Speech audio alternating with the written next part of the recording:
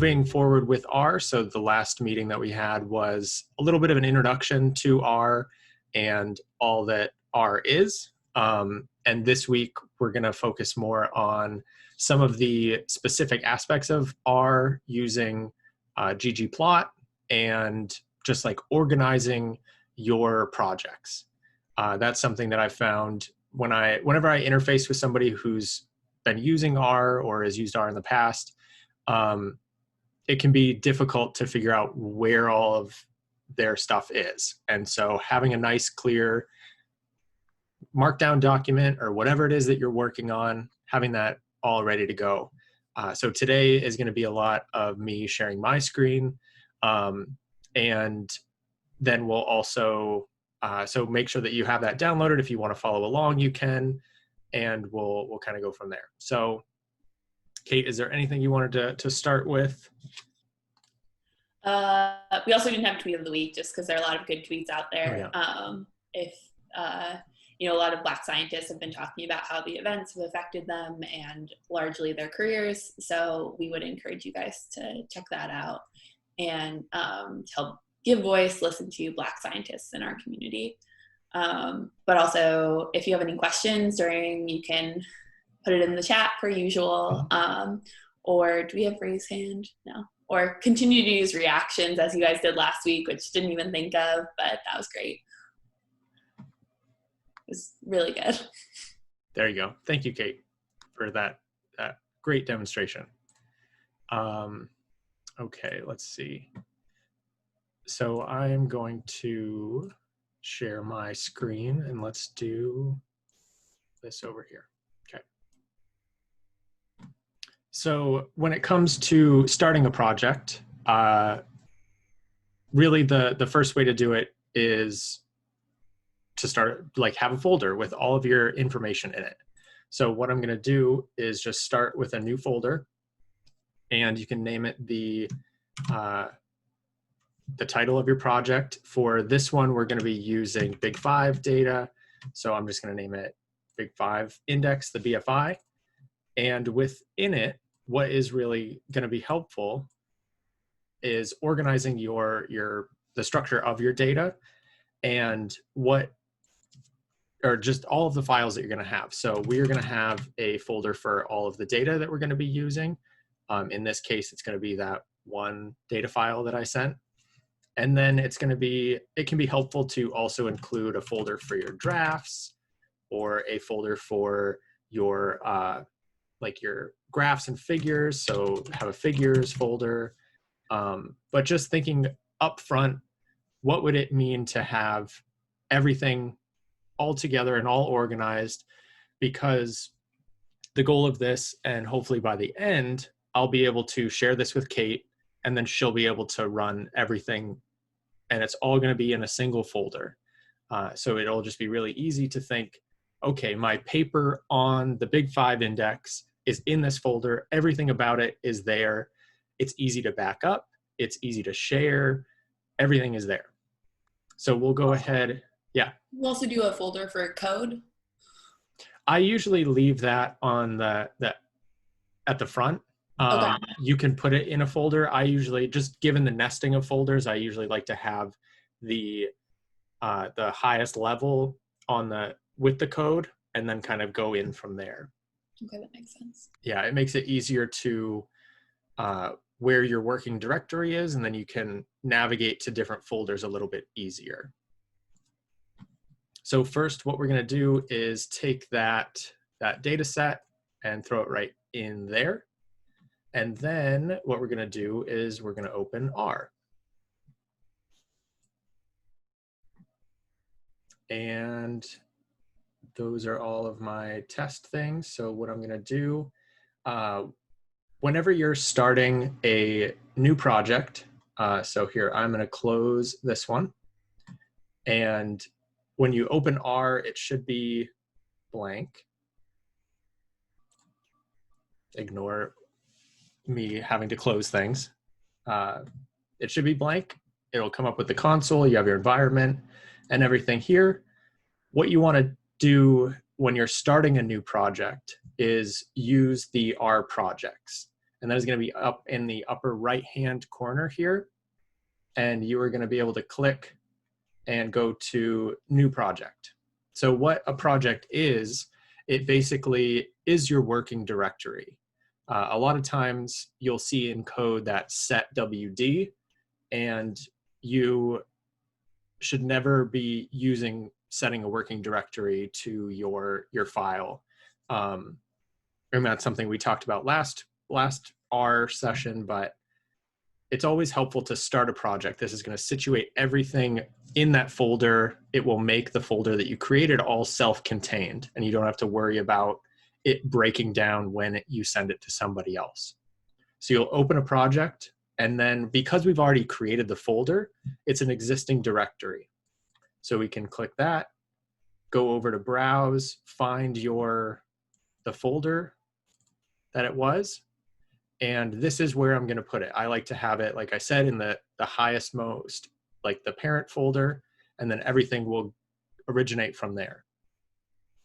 So then here you can see I have it on my desktop, and then you hit Create Project, and it's going to sit and think for a little while, and then it will open, and it will look exactly the same from when you opened it the first time. The only difference is in the uppermost right-hand corner, you will see that it now says BFI. And I can draw, so it's up here in the top right-hand corner. Look at that, look at that professionalism. We're gonna have, that will be the name of your project. And you can also notice that now in the files section, it is everything within that folder. So this is now setting your working directory right in that spot, and you're good to go for everything you do moving forward. And then the next thing that you want to do is create a markdown document. And I talked a little bit last time about the differences between a just regular R code and then a notebook versus a markdown document. And for the purposes of this, we're going to use a markdown document. The title here is just going to be the title that appears at the head of anything that you knit together. Anything that's put together will have this title. So this doesn't have to be the title of the actual saved file. So I'm going to say that this will be, and you should spell correctly. You can leave it as HTML. That's usually the easiest. We can later on get into what it looks like to knit to a PDF or to a Word document. But right now, HTML is the easiest, and it can be changed even after you do it. So you'll see now that we now have the R Markdown document. And this is the part where things start getting, this is where R starts. And it usually takes a while to get to this point. It can be overwhelming at first to think about all these different steps. That's why I'm going through, we're starting a new project. What are the things that you do?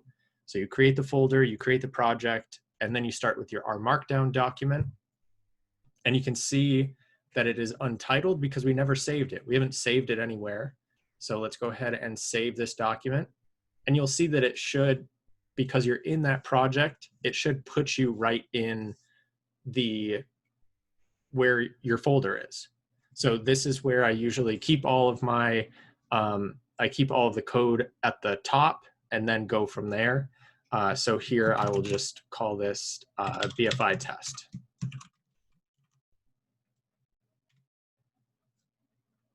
And then you can see down here in the corner that now we have our markdown document.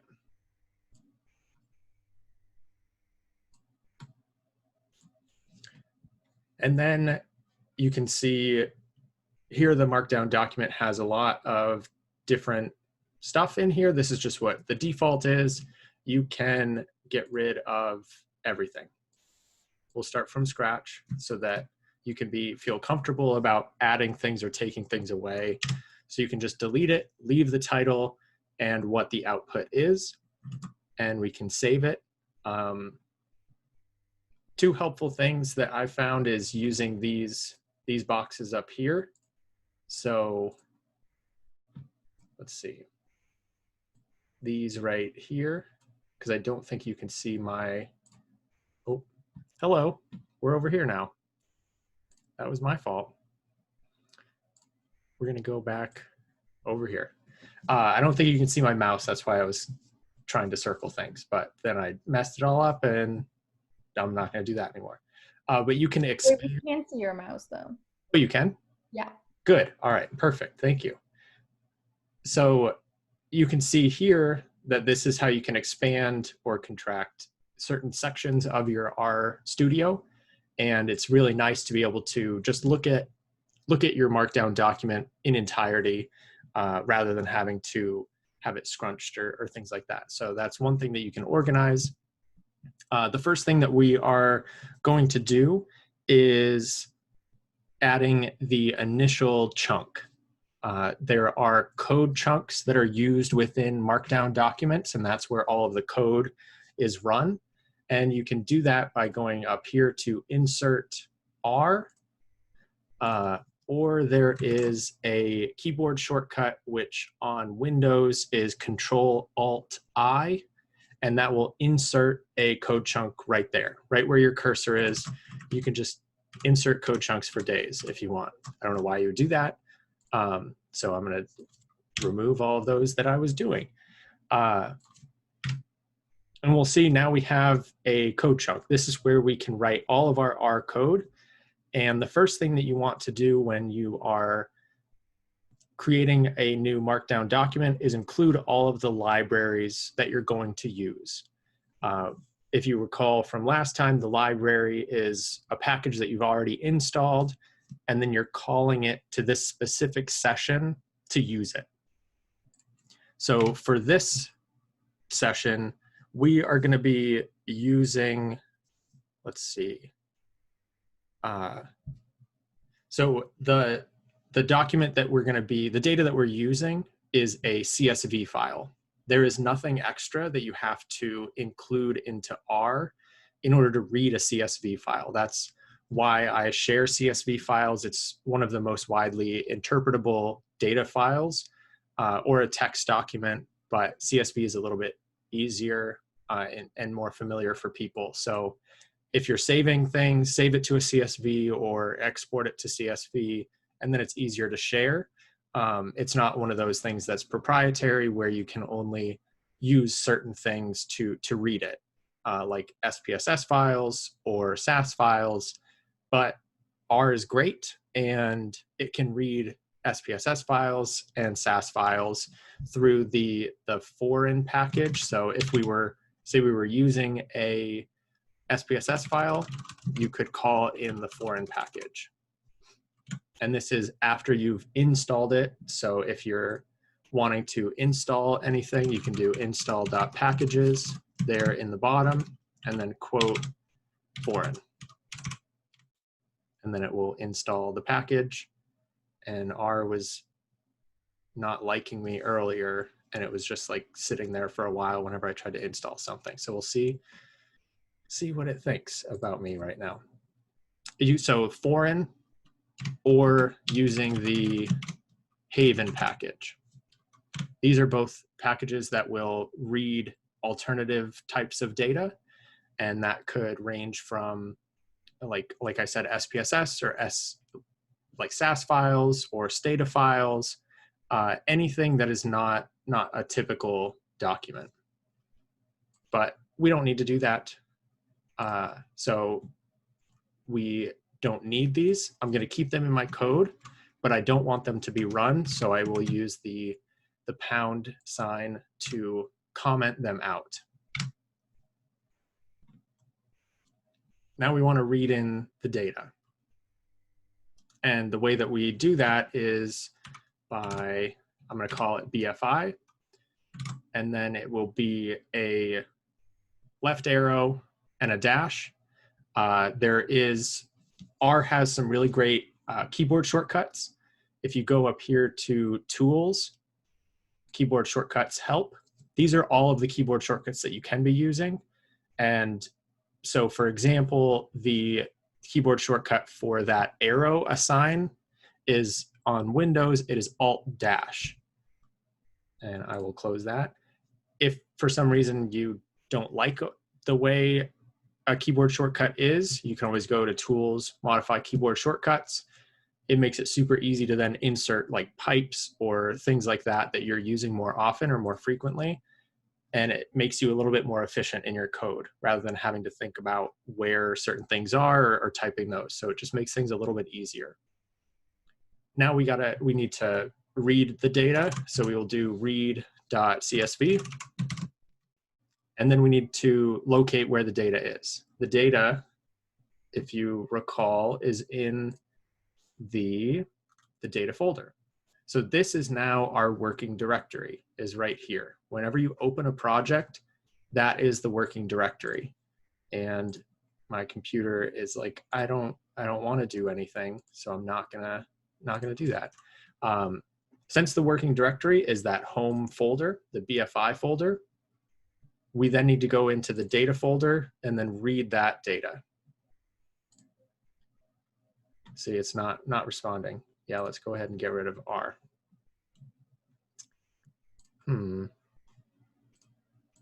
That's fun. Okay. So while I fix that, I am going to, one of the really great things that you can use that I'll show you here in just a section is the website. If you, for any reason you feel like you're not understanding a particular function or a package, one of the things that the websites that I really like to use is our documentation. It is a lot easier to use than the like CRAN website or the actual document of the package. So it's our, and then I meant to do this when we were talking about the foreign package or the,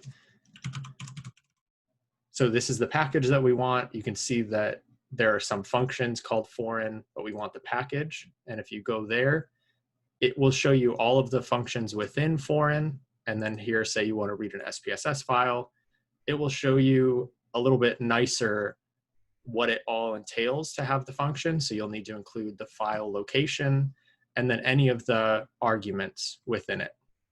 So that's a really helpful and useful resource.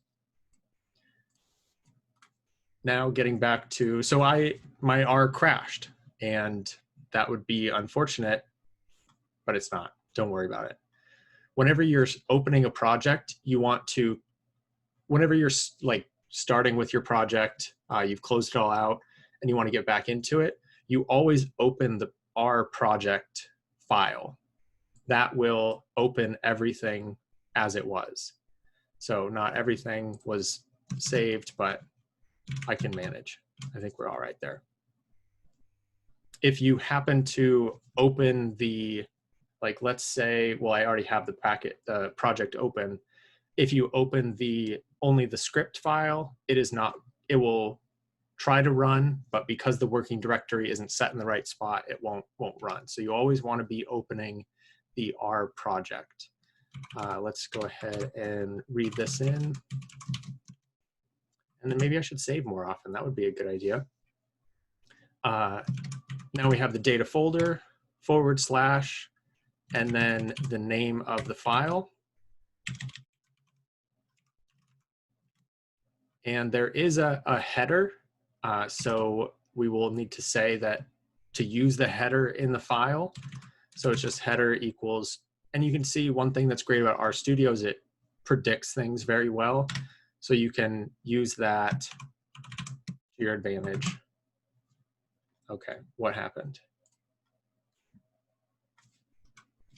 This is great.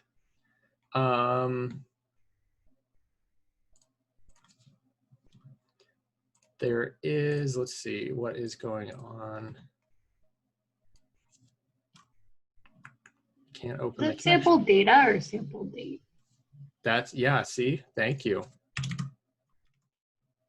See, you just can't, you got to be watched by people on the internet to get things wrong and then correct you, which is good. There is, thank you for finding that.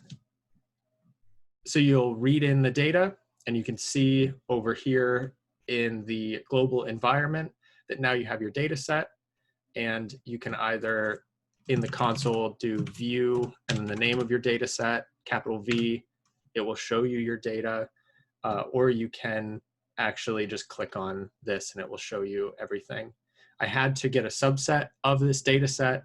The original one that I was using had over 1 million participants in it, which just like froze my computer, and it was not fun to have to try to figure out. So I wanted it to be easier. We only have 5,000, only 5,000. That would be nice if I had 5,000 people. So now we have the data. Oh, I have been, let's see.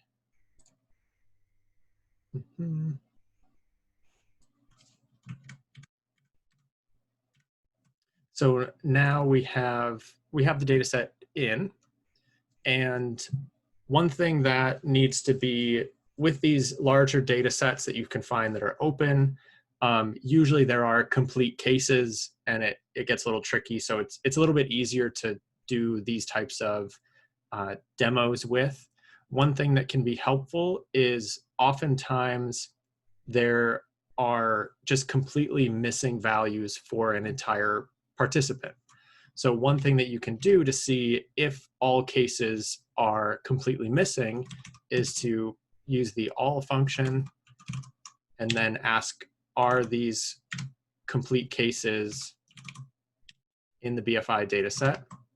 And then you'll see that all are not complete. It returned a false value, which you can see what's really nice about a markdown document as well is it puts your output right below the chunk and also in the console. And that's another reason why it's nice to just have the markdown document right there. So what we can do is just say, I want to take out the ones that are completely missing. And you can do that by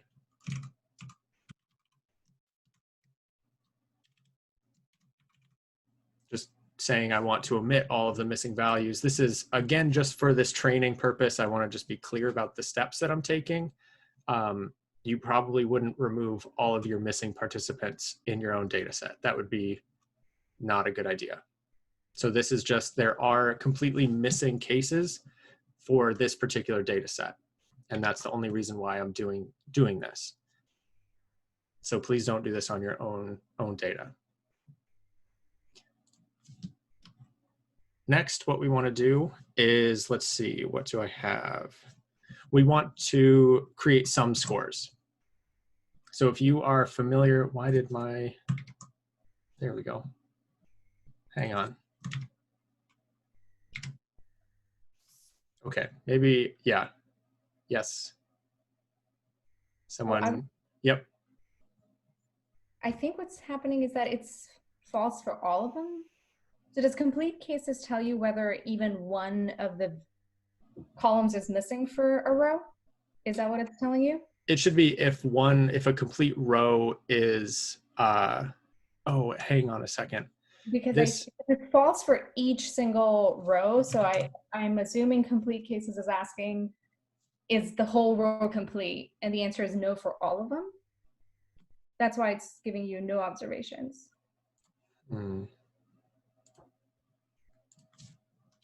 This worked when I tried it earlier, and now I don't know what is happening. Because there should be, these should all have complete cases. There should only be a couple that are, yes, okay. This is where things are happening. Got it. So this data set, thank you for catching that. There is a column in this data set that the date load for some reason that is missing for the majority, if not all participants. This is an open data set, so the only characters that we actually care about, which I thought I took out, but I guess I did not, and I apologize for that, are basically everything after this. Okay. To check the names of your data set, you can use the names function. And this will show you all of the names of your variables in your data set. And you can see, if you're familiar with the Big Five index, that all of these characters, all of these columns refer to the 5 indices of the Big Five personality index. All of the variables that have an underscore E with it, in the documentation for this data set, that was the amount of milliseconds that had passed since like being on that particular item. That's not something that we care about. Then there are lots of additional information here with like how long they were on the introduction, how long they were on the test as a whole, where approximately in the country they are. So this is all information that we do not need. And oftentimes that's the case for, you're reading in a data set maybe that was given to you by your advisor, and there are irrelevant cases or irrelevant columns that you don't need. And in SPSS, usually what that would look like is you would have to save a whole new file and then delete all of those. What you can do is use dplyr, which is really a great tool. And so we will call the library dplyr. And whenever you're loading in a package, all of the tidyverse, dplyr is part of the larger tidyverse. These libraries will have a nice, clean, typically a clean, like conflict write out. So it will show you, you are loading in this library called dplyr, and there is a function called filter in dplyr and a function called lag. But this conflicts with another package called stats that also has that. And so it is just telling you that if you need to use these in the stats package, you need to specify that. And we don't need to worry about that right now, but just for you to be aware of. So what we can do here is, as we're reading in the data, we can say, hey, I know we have all this data. We actually only need a subset of this. And you can use the pipe function, which is going to look like this. And I've set up a keyboard shortcut for it. I think it is Control-Alt-M or Control-Shift-M. You can take a look at that, but it is just % right arrow %. And what this does is it says everything before this, I want it to flow into the next call. I want it to go into this next statement. And we'll be using the select statement. And this is saying, I want to select these variables. And you can do this either by selecting the variables that you want to include or omitting the variables that you don't need necessarily. And because I like to be more clear about getting rid of things, I will say I don't need these variables. And the way you do that is through using a minus. And then we need to say like a grouping of variables. And it is from, let's see, we can go back and take a look at the names that we have. That here is, we want it starting at this variable. So ext1_e. We will put that here. And then colon, so this is saying from this column to this next column, which we don't need this one. So if we take a look at this and we run this data, this line of code, which you can, a keyboard shortcut for that is using Control-Enter, and that will run whatever line it is that your cursor is on. So we can run that. And now you can see that we only have 50 variables. And this is what I meant to do before we do this all complete cases. Now that we only have the actual data that we want, we can check the all complete cases. Again, we get that false. we can remove nine rows. And so those were ones that contained a missing value. And because we got rid of the extraneous variables that we don't need anymore, for this particular analysis, we were able to proceed with using this omit function.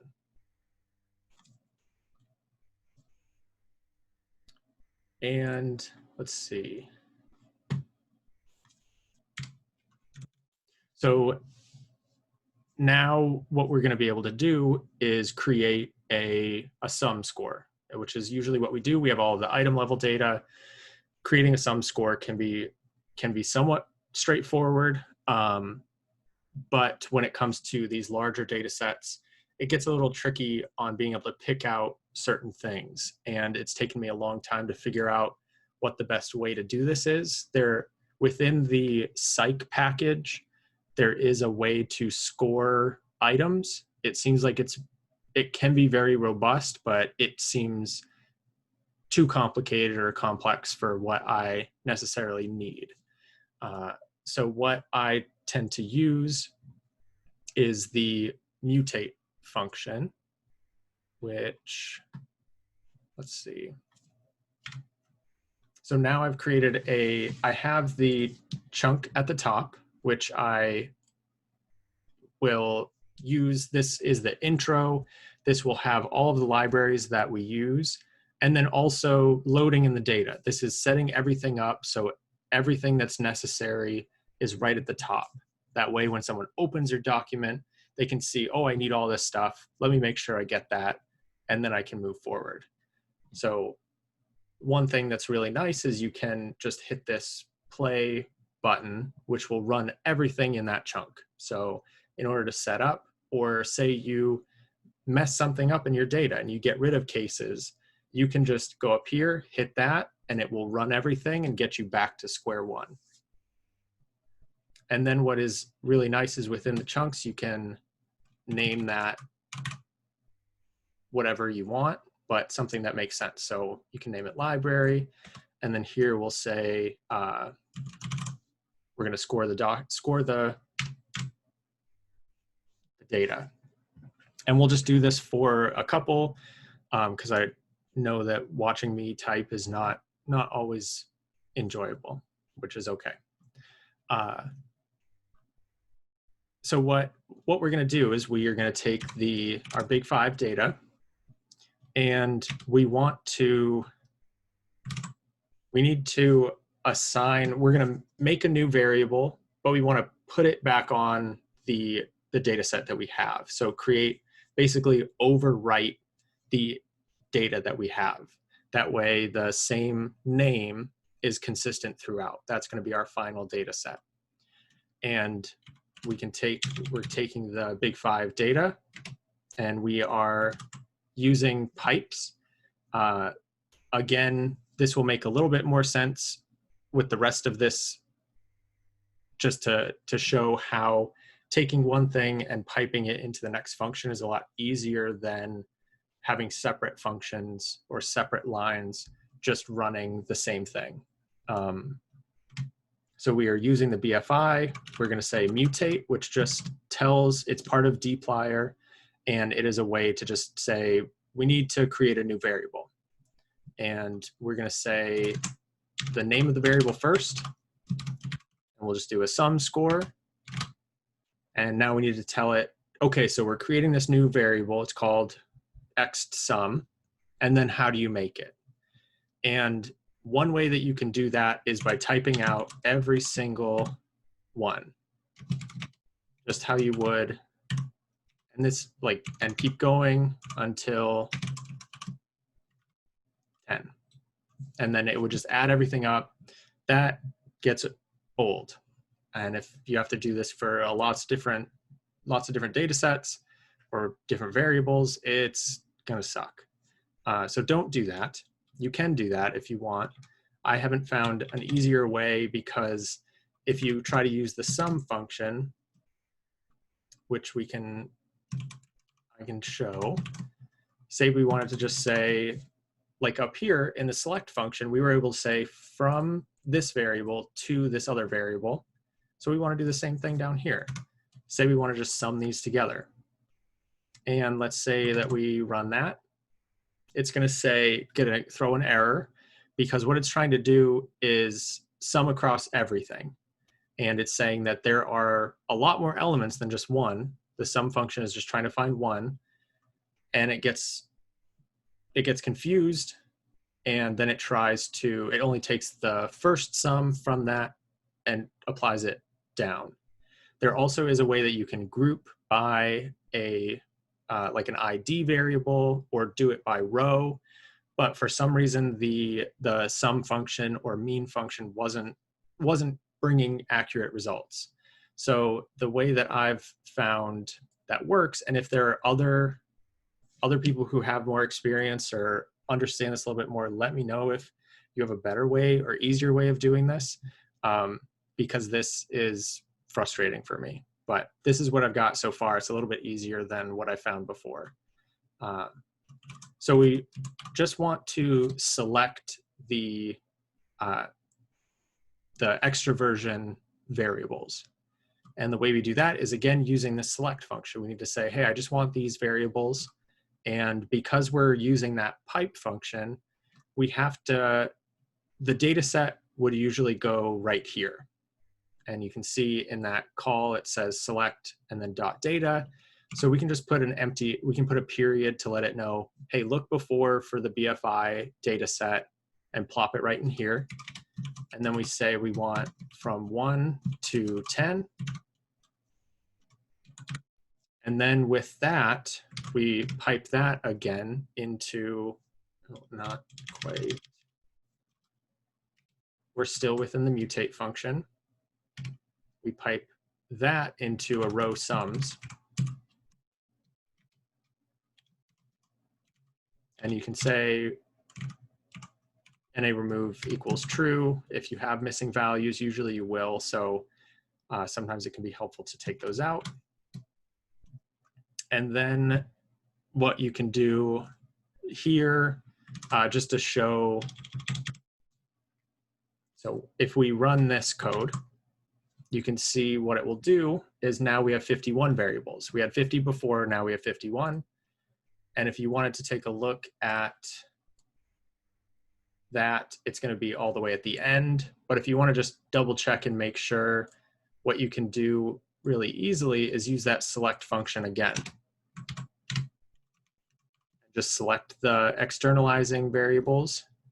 And rather than putting everything in, you can just say, I want variables that contain this, because all of the not externalizing, extroversion will have that. And then also our sum variable will also have that, this prefix in it.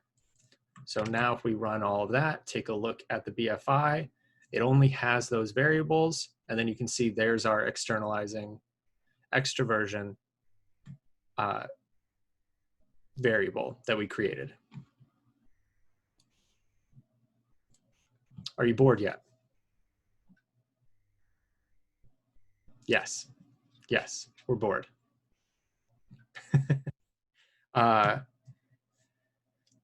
The piping function can be really helpful, and it can take a little while to really understand it. And I can put up some resources of what it would look like with using pipes versus without. I think using the dplyr and within the broader tidyverse area, tidyverse has a lot of packages within it. It's really just like this larger universe that operates together that's really great. And we'll be using some of the packages here in just a minute. And so this is you creating these sum scores. And so you're able to do that. You can create mean scores if you need to, just by dividing by the total number. But that is one way to do that. You can put it right in the full data set. And what you can see now is, because I wrote over with this last call, now our whole data set is just these 11 variables. And if you did this in SPSS and you saved over it, you might be like, oh no, my life is over. The project manager is going to hate me. My PI is going to leave me forever. It's not like a romantic relationship. That's weird.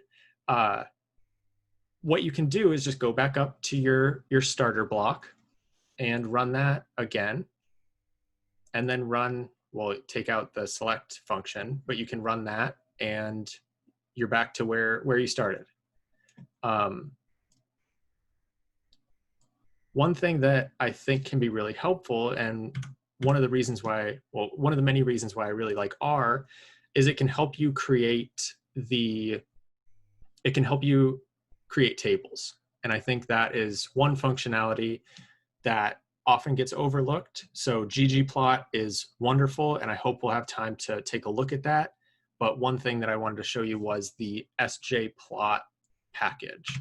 So we will be using, has anybody here used sjplot before?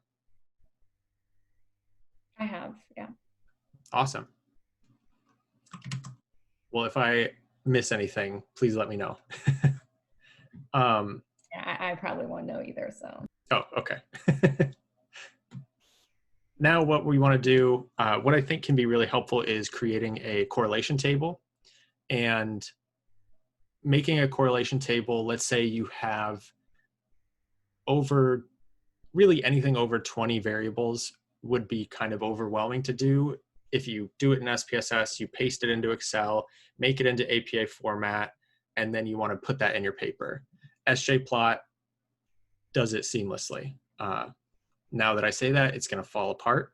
But what I want to do is I'm going to comment out this code that we just made, because I want to make a correlation table for the 50 variables that we made.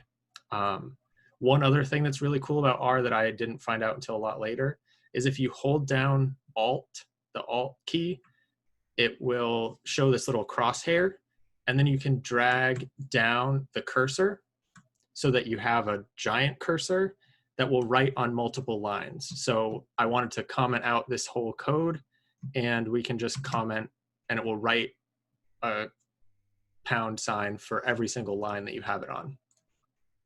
So that is awesome. It's really great if you're needing to make like lots of variables. You can just say like externalizing, and then you have all those. So that is really cool and took me forever to figure out and find. So I want you to figure it out earlier on. Now what we're going to do is create that correlation table. So I'm going to rename this here just correlation table, or we'll do that because I'm fancy. The other thing that's really nice, so I shared the R Markdown cheat sheet, and by putting in certain headers or things like that, you're able to really see, you can organize your document a little bit better. So here, what I'm going to do is just have a header, which is in our Markdown, is just with a £sign, and the level of header. So a header 1 is going to be a single. If you want a little bit smaller, you can do 2, or if you want even, I think you can go up to like 4.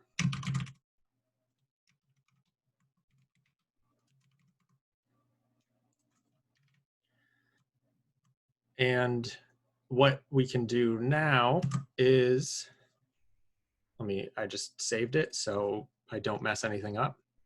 But if I do, everything is right there. We have all the code right here.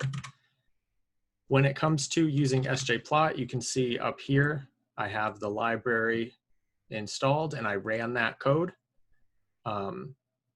There are lots of other functionality with sjplot. One of the greatest is making these tables.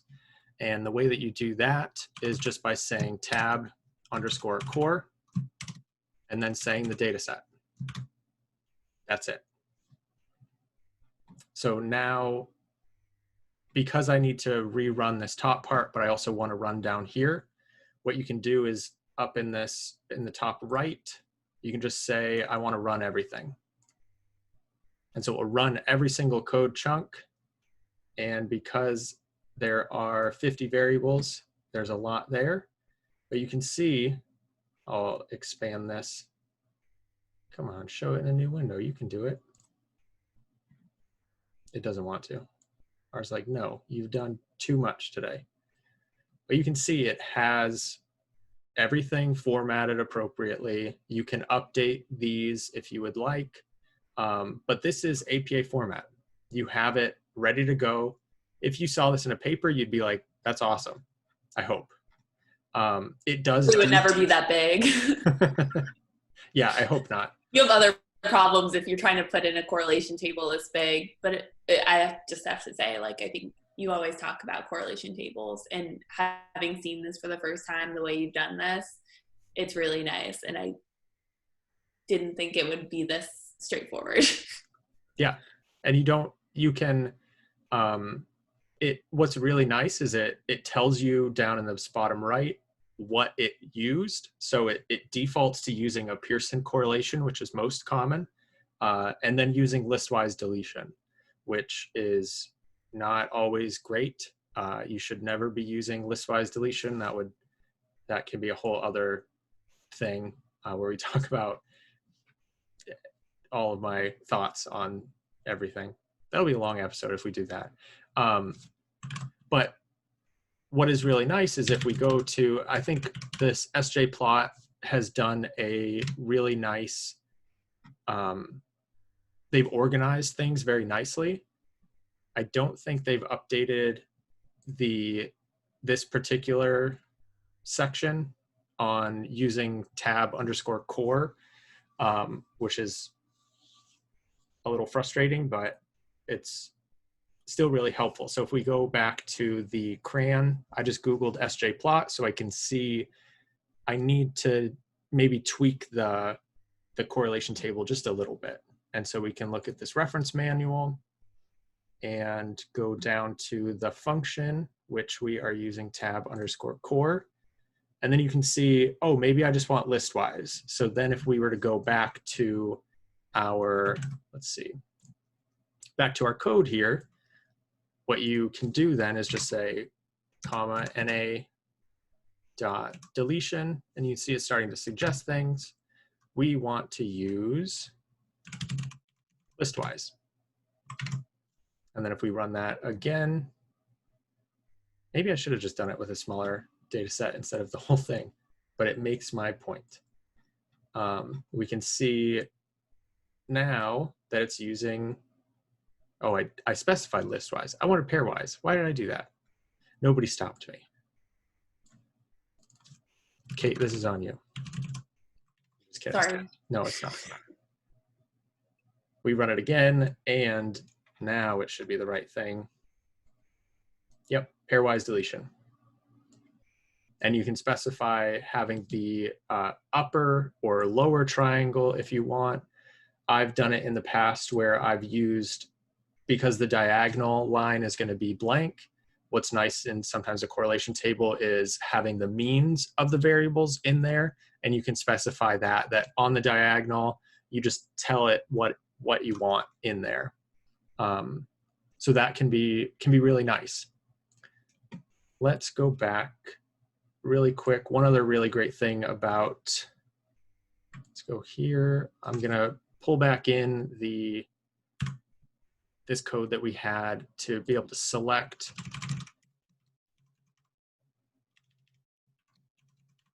a smaller subset of the data, because I want to show some of the cooler functionality of having a markdown document. Because what you can, if you would want to say like the mean value of the sum of the X variables is, and you use 2 backticks, which is in the top left of your keyboard, right underneath the escape key.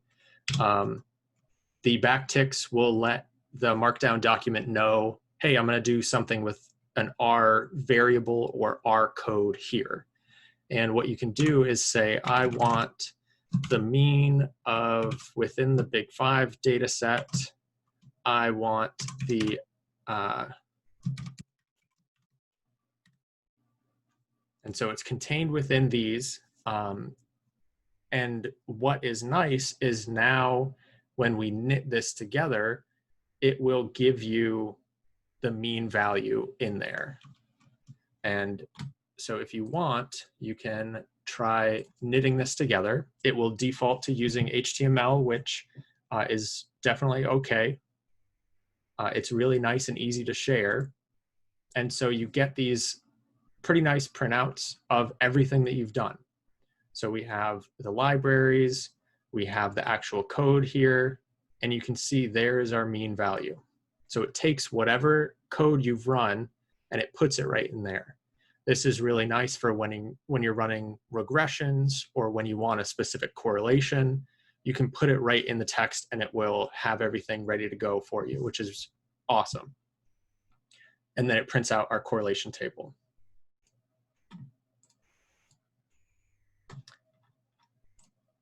Now, what we can do with the little time we have left, Kate, would you like to try to run this if I get it up on an OSF really quick? Do you think we have enough time to do that, or should we try? Every time. Sorry, unmuted myself. I'm not sure we have enough time to do that. Okay. We can start with that. Maybe we could, or next R session, we can start with that. Yeah. Yeah, and then we'll also at next R session, one of the things we're hoping to talk about in the future is GitHub and how you can use that. But yeah, with a few minutes left, probably not. I was following along. Yeah, that sounds good. So we can we will stop there. So you can save your code if you've been following along, and then close it on out. And what is really nice is that HTML document that you knitted, if you were able to knit, will be placed right in where you wanted it. Maybe you didn't want it there, maybe you wanted it somewhere else. It puts it there because that's where your working directory is. One thing that I wanted to point out really quick is, because I made that folder, is what you can do with these correlation tables is add in another call by just saying file, and then you tell it where you want it to go. So because I clicked over to files to just see what I named things, I want to place this in the figures folder. And then you just put the name. So you have to save it as an HTML file. It's a little bit easier. You can then take a screenshot of it, but we run that. Oh, because I didn't run anything. So it tried to make a correlation table out of nothing. And now you won't see, it won't print out in your viewer, but now what you'll notice is, I'll save this, we can close now, and you'll see in your figures folder, there will now be an HTML file, which is the document. It's really nice. So I could talk about this forever, so I'm sorry that I've just continued babbling, but please let me know if you have questions. You can, if you're watching this later, feel free to reach out to me on Twitter or send it to our youcangradschool@gmail.com email, or just find me. Hopefully not at my home. That would be strange. Don't do that. But yeah, reach out to me. I'm always happy to talk about R. So we are getting really close to time. So Kate, please talk so that I can take a drink of water. Okay, so thanks everyone for joining. We're gonna continue to do the every other R session for a bit. At some point we might take a 1 week off in the summer, and that would be when we would post the episode on authorship. In the meantime, what we're hoping to do for next week is meet with my friend who just became a doctor today. Congratulations to him. But he is gonna, but he's gonna share some of his thoughts on ComSci or SciComm, if you've heard either one, science communication, and how to engage with research with the community.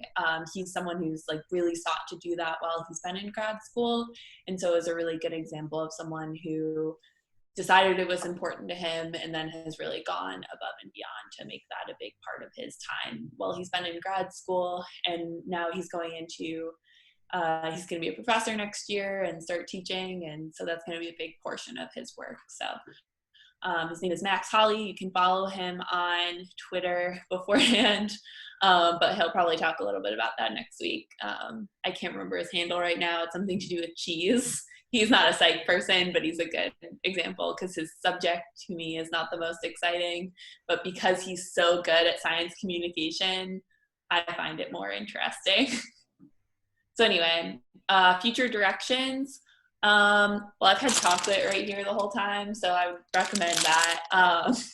I'm also reading a lot these days. I'm reading a lot to educate myself about issues that have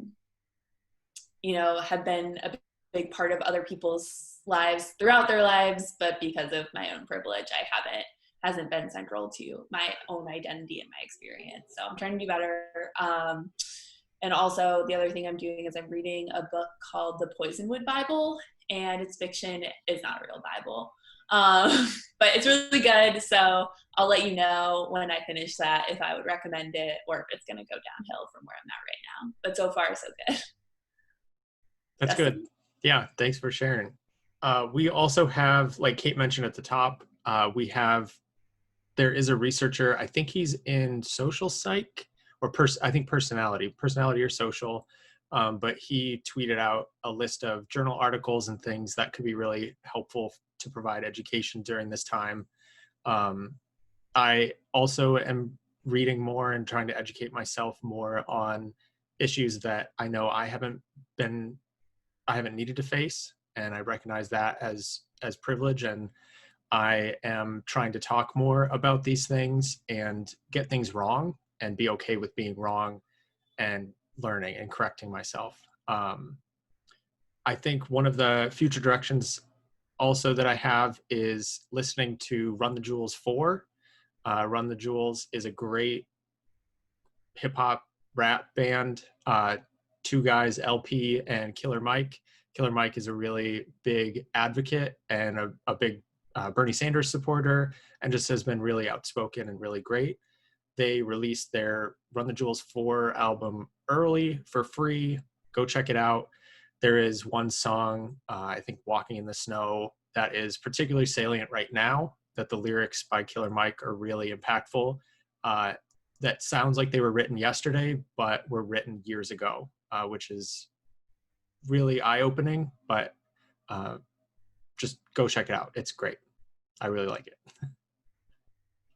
Yeah, and if anyone has any other future directions or recommendations, they can either comment or take yourself off mute right now, but no pressure.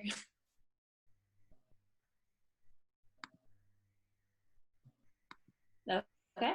Yeah, learning more R. Everybody wants to learn more R and is going to read all about SJ plot and GG plot and all the cheat sheets. Print them out, put them on your walls. That's why I have this background, because in the back is just printed out all the cheat sheets and just like our studio stuff. Yeah. This episode brought to you by SPSS. No, I'm just kidding. What? No, our studio. I was gonna go right along with you. I was gonna be like, SPSS, sponsor us. Just kidding. Sponsor us. No, our studio, Hadley Wickham, reach out to us, please. I need more. I need stickers. I don't have any R stickers.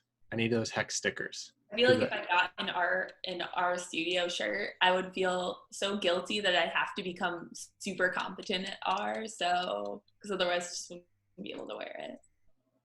I have this background before. These are all of the stickers that I want. I don't have any of them. If you find them, then you can come to my house and give them to me. We should probably end because we are getting off the rails. Drawing off, yeah. I know. It's like as soon as I don't have R to talk about, or open science. Yeah, or open science. Yeah, or like statistics. Yeah, thank you very much. I'm going to stop talking. Kate's going to try to wrap it up. Thank you. Best wishes for the weekend. And moving forward. We'll see ya.